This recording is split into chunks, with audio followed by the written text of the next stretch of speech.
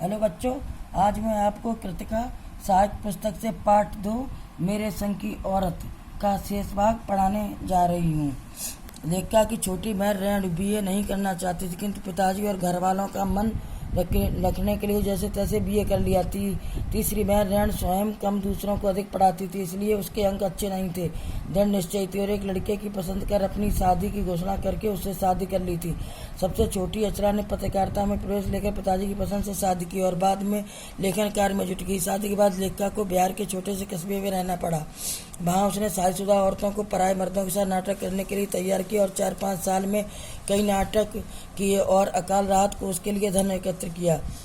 हम चार लिखते हैं और तमाम खानदान हमें पढ़ता है। मेरी ससुराल में मुझे कोई नहीं पढ़ता है। इस तथ्य को हजम करने में मुझे काफ़ी वक्त लगा, फिर उसके फायदे भी नज़र आने लगे। कम से कम घर के भीतर तो मुझे हिंदी आलोचना वृद्धि से 2-4 नहीं होना पड़ा। खैर, मैं अपनी उन अदेवियों की बात कहना चाहती हूँ जो परदादी की मन्नत के नतीजतन धरती पर आई और लेखक नहीं बनी। उन्हें सांस लेने की जरूरत कुछ ज़्यादा हो समझ में आता है। जैसे मेरे पिताजी ने एक बार मंजुल से कहा था, कोई दम नहीं घुटता, सांस लेने की जरूरत ही ज़्यादा है। पर यहाँ तो हम तो गैर लेखिका बने सवा शेर। 4 नंबर वाली रेणु का आलम यह था कि गर्मी की दोपहरी में स्कूल से वापसी पर जब गाड़ी उसे और उससे छोटी बहन अचला को बस अड्डे से लेने जाती तो रेणु उसमें बैठने से इनकार कर देती। उसका कहना था कि यूँ थोड़ा सा रास्ता गाड़ी में बैठकर तय करना सामंतशाही का प्रतीक था, जो शायद था, पर साथ ही पिता के अतिरिक्त लाड़ का भी और रसोइये को खाना खिलाकर जल्दी फायरिंग करने की लाचारी का भी। माँ तो सब चीज़ों से उदासीन रहती थी और पिता काफ़ी कुड़ते बुनते जब देखते कि अचला गाड़ी में बैठी चली आ रही और पीछे पीछे पसीने में तरबतर खरामा। बचपन में एक बार चुनौती दिए जाने पर उसने जनरल थिमैया को पत्र लिखकर उनका चित्र मंगवा लिया था, जो एक मोटरसाइकिल सवार जवान आकर उसके हाथ में दे गया था। पड़ोस में उसका रुतबा काफ़ी बढ़ गया था। गाड़ी में बैठने के साथ उसे इम्तिहान देने से भी परहेज था। स्कूल तो जैसे तैसे पास कर लिया, पर जब बीए का इम्तिहान देने कई बारी आई तो वह अड़ गई। पहले मुझे समझाओ कि बीए करना क्यों ज़रूरी है। जब मैं इम्तिहान दूंगी अगर मुझे यकीन आ गया कि हाँ कोई फ़ायदा है, वरना नहीं। हमने तरह तरह के तर्क दिए। माँ ने कहा, पिताजी से पूछो, पिताजी क्या नौकरी कर पाओगी, शादी कर पाओगी, लोग इज्जत से देखेंगे, वगैरह वगैरह। कोई तर्क विश्वसनीय नहीं लगा, न रेणु को न खुद उन्हें। आखिर उन्होंने उसी कुतर्क का सहारा लिया जो युगों से माँ बाप के काम आता रहा है। कहा, बीए करो, क्योंकि मैं कह रहा हूँ करो। रेणु ने बीए कर तो लिया तो सिर्फ पिता की खुशी के लिए, यानी पास होने लायक नंबर लाकर। सच बोलने में वह माँ से भी 2 कदम आगे है।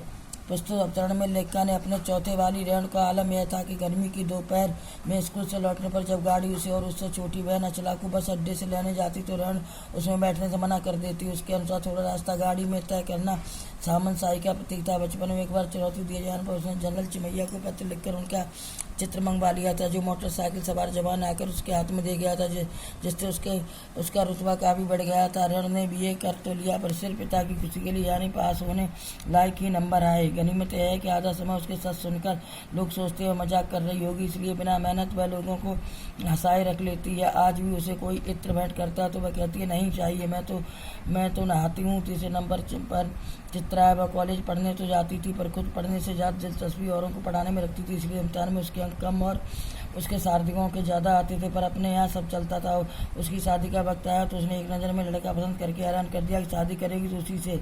मुश्किल यह थी कि हमारे माँ बाप ही नहीं, खुद लड़का भी उसके निर्णय से वाकिफ नहीं था, पर उसका कहना था वह जो सोच रही थी ये करके रहती है। तो उसकी शादी उसी लड़के से हुई। कोई मुश्किल पेश नहीं आई। आती क्यों? उसने कहा, मैंने पहली मुलाकात में ही उसे बतला दिया था कि मैं जो सोच लेती हूँ होकर रहता है। तो उसने बात आगे खींची ही नहीं, पहली मुलाकात में ही हथियार डाल दिए।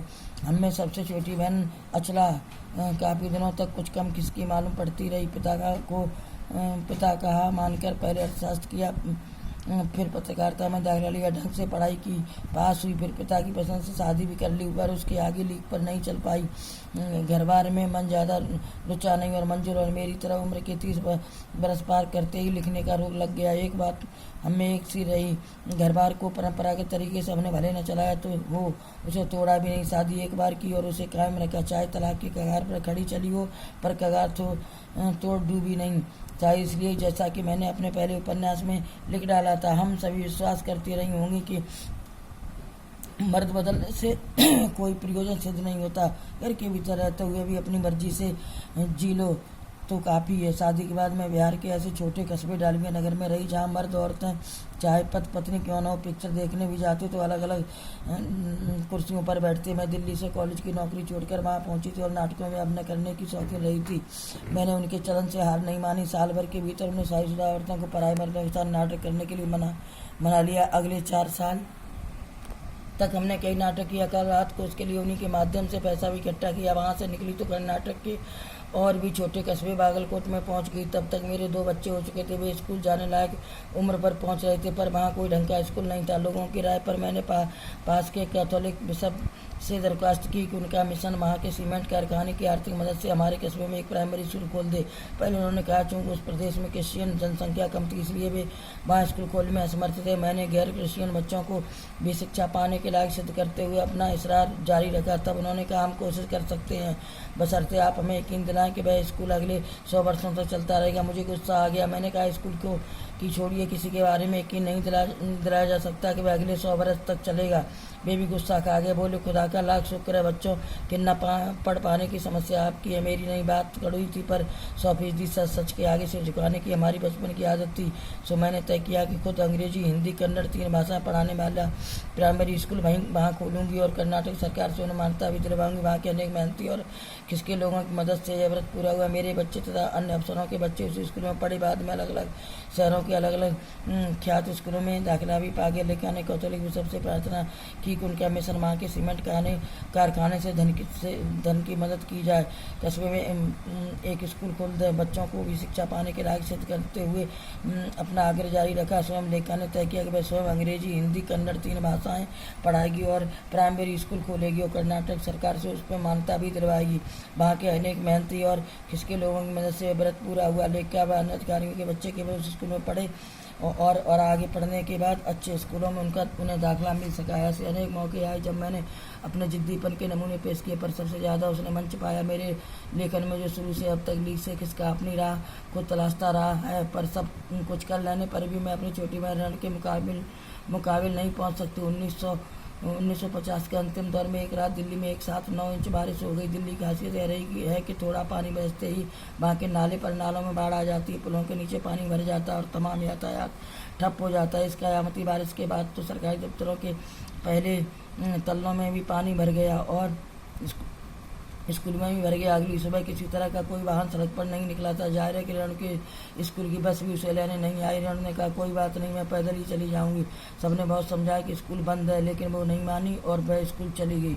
इस सवाल का जवाब किसी के पास नहीं था। हमारे यहाँ फोन जरूर लगा हुआ था, स्कूल में भी रहा होगा, पर बारिश के चलते वह ठप पड़ा हुआ था तो रेणु अकेली पैदल स्कूल चल दी। गनीमत यह थी कि बारिश लगातार बरस लेने के बाद रुक गई थी। सड़कों पर पानी था और बरस नहीं रहा था तो रेणु 2 मील पैदल चलकर स्कूल पहुंची। जैसा हमने कहा था वह स्कूल बंद निकला। चौकीदार रेणु को देखकर दंग रह गया। वह रेणु को कोई मलाल नहीं था। वह वापस 2 मील चलकर घर पहुंच गई। सबने कहा हमने पहले ही तुमसे कहा था कि स्कूल बंद था तो वापस आ गई। हमने आपका कहना कहाँ से आ गया।